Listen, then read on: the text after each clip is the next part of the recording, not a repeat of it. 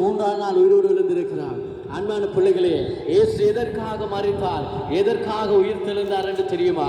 இன்றைக்கு நாங்கள் பார்க்கிறோம், கிறிஸ்தவர்கள் என்பது ஒரு மதமாக பார்க்கிறோம், இயேசு கிறிஸ்துவை ஒரு மதமாக பார்க்கிறோம். அன்பான பிள்ளைகளே, இயேசு கிறிஸ்து ஒரு மதம் அல்ல.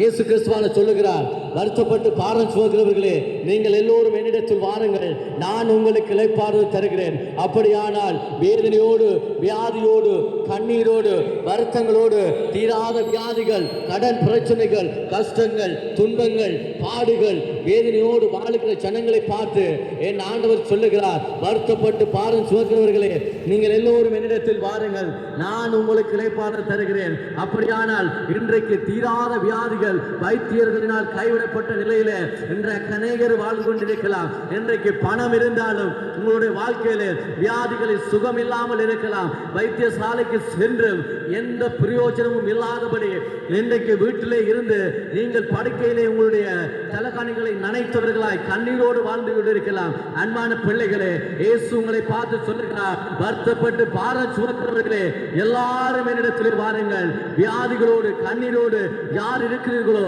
ஆண்டவர் எல்லாரையும் பார்த்து சொல்லுகிறார். அவர் எந்த மனிதனையும் பார்க்கவில்லை, எந்த மதத்தையும் பார்க்கவில்லை. அவர் மதத்துக்கு தலைவர் அல்ல, ஒரு மதத்தை ஸ்தாபிக்க வரவில்லை. இந்த பூமியில்